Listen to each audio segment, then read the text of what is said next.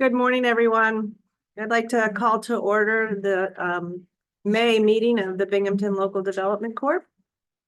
And in your packet, we have the minutes from the April 25th regular meeting. If you need a minute to look at those, go ahead. Or if we've got someone who would like to make a motion to accept them. I'll make a motion. Mayor, I'll second. Frank. Thank you very much. Any And- comments, Robbie? We do. Yes. We do. Oh. Thank you, Robert. But Who's we- just- Yes, I asked. Counting up heads here, all right. We're good. Rachel will be providing us the presentation of the April 25th, which is last month's financial treasurer's report. So we will start on page 4 with the restricted account. The end of month balance in restricted was $480,172.17. On the next page, page 5, we have the loan receivables page, everybody paying right along, Claw and Finnegan. On the following page, page 6, we have the UDAG account. The end of month balance in UDAG was $650,507.83.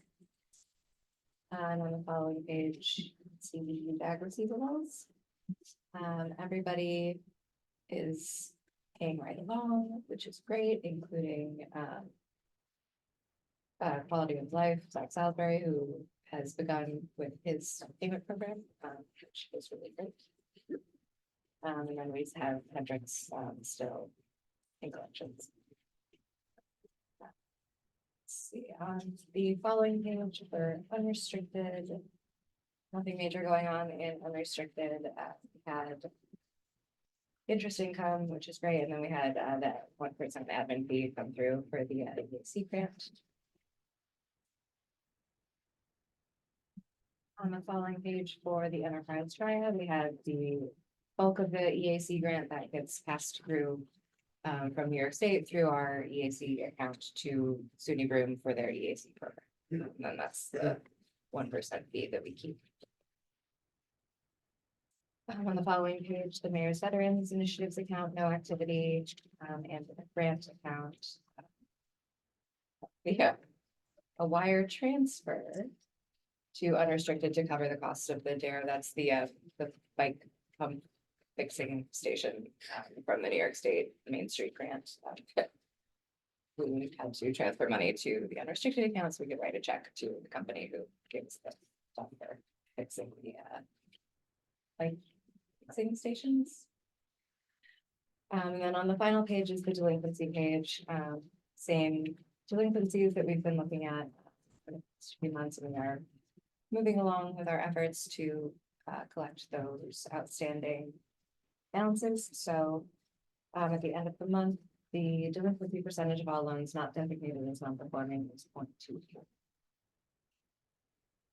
Thank you, Rachel. I have a question. Sure. On the UDAG account, what was the check for Dick's Sporting Goods open? What is that for?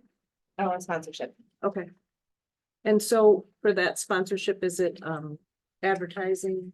I know that I've Yes. heard Sarah speak to this before, but I believe it's a large billboard. It is Yeah. billboard on premises, that's yeah. what I thought. Yeah. And is that something that's relatively new? No, we've done it for the past few years. Okay, all right. And Through the David administration. Okay, so it's been there for a while. I just remember hearing about it and I saw it and just wanted to ask. Does anybody have any other questions for Rachel? Thank you, Rachel. We have no old business. And the new business for today is a resolution, and I will read that now. It is resolution 24-18. A resolution of the Binghamton Local Development Corporation authorizing the president to execute an extension to the first amended and restated agreement of the purchase and sale with Pure Beauty New York LLC for lot number 3 in the Charles Street Business Park located at 30 Charles Street. Anybody have any questions about that? So basically, at the meeting last week that we had of the loan committee, we had Kaylin Castetter, on Zoom speaking to us that they want to extend through December 15th. As you know, the cannabis industry in New York State has had a very slow start. Pure Beauty is the company out of California that has a very good track record. And what they would like to do eventually is locate here to not only manufacture, but also distribute both medical and adult use recreational use cannabis at that site at 30 Charles Street with, I believe, the potential of 100 jobs. So this is just an extension. It was going to expire June 15th, so we needed to get it before the board today. Anybody have any questions in regard to that? Mayor, is this one of the spots that the, what was it, the IDA or someone purchased some of those spots at one time? Yeah, we had purchased the entirety of the Charles Street Business Park from the IDA. So any sale of future land, we need to, pay them back. We'll come up with an agreement with that, but That's part the of that. entire Charles Street Business Park is included in that agreement. And they need to extend this because New York State's taking, Their sweet old time.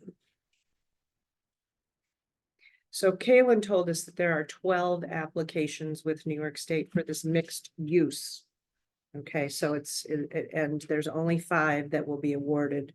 He feels strongly about this because of their track history, because of their strong financials, and they also are women owned. So that is a big plus because they're certainly looking to, move on those types of applications. So it's under review, which is a step up from it sitting in a queue. And he's, Someone's put it on their desk. correct. movement. So, again, Kalen thought within the next couple months. So, he will certainly keep us apprised. And it would be a real win-win, for us, moving cannabis forward.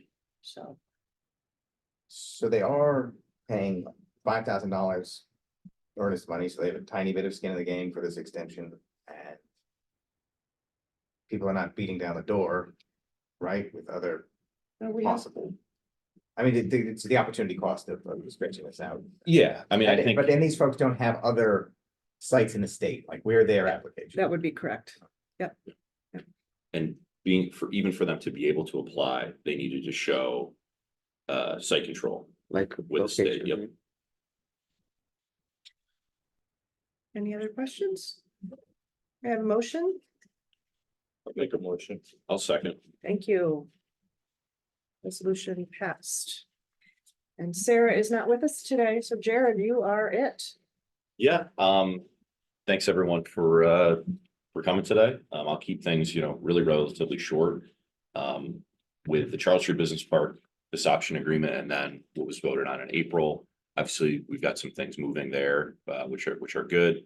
And, right next door, we were able to visit IA at a really incredible ribbon cutting and tour of their facility. What they're doing and what they're headquartered in Binghamton, not just for their staff, but their technology innovation center. Contracts with the VA, in which some of their facilities are processing 100,000 prescriptions a day, or if not a shift, is incredible. So the room for growth is substantial at that building. They've utilized it, I think, the best way that I've seen anyone utilize that building.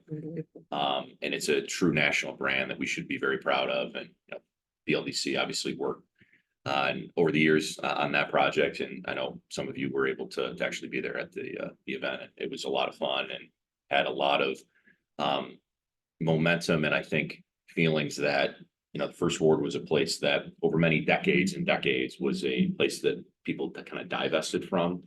And now investments are happening and, a company that really could be located anywhere, any mayor, any governor of any state or city across the nation would kill to have IA having their headquarters and what that operation means. The fact that it's in Binghamton's First Ward at the Charles Street Business Park is a feather in the cap for Binghamton, and, they're looking to expand too. So we'll be monitoring that, and it's great to have that kind of celebration and all the hard work that the economic development staff and everyone else was involved in. Great. They already have 85 people at that site. In addition to how many in Johnson City? I'm not sure, Over but quite a few. 400. Over 100, right? Yeah. 400. I'm sorry, 400. That's a lot more than 100. Wow, yeah. Wow, So that's all I really had. If anyone else has anything, but how's the parking garage going? Okay. if you've driven past lately, it's going up very, very quickly. We received bids back yesterday, so what's happened right now is just the precast concrete is going in. Obviously, it's going up very quickly.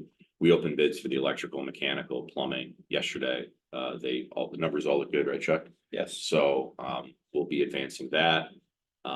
We're, bringing to CAUD, at the next meeting, a updated facade with some screening and some lighting to make it a nice architectural feature.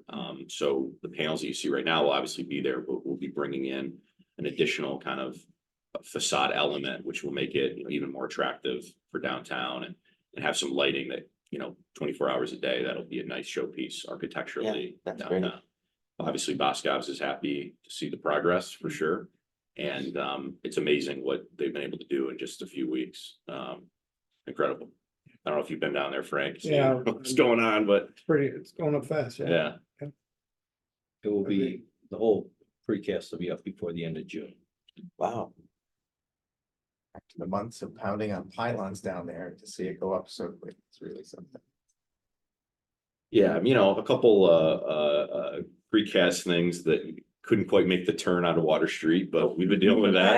I was gonna ask how that's, how you've gotten it there, because that's, Yeah. it's gotta be a little tight. Yeah, it is, but they have enough space. I mean, when 7 Holly Street was being constructed, they kind of had to stage it in a different place, but they're able to bring it all into the site and the crane is doing the heavy lifting.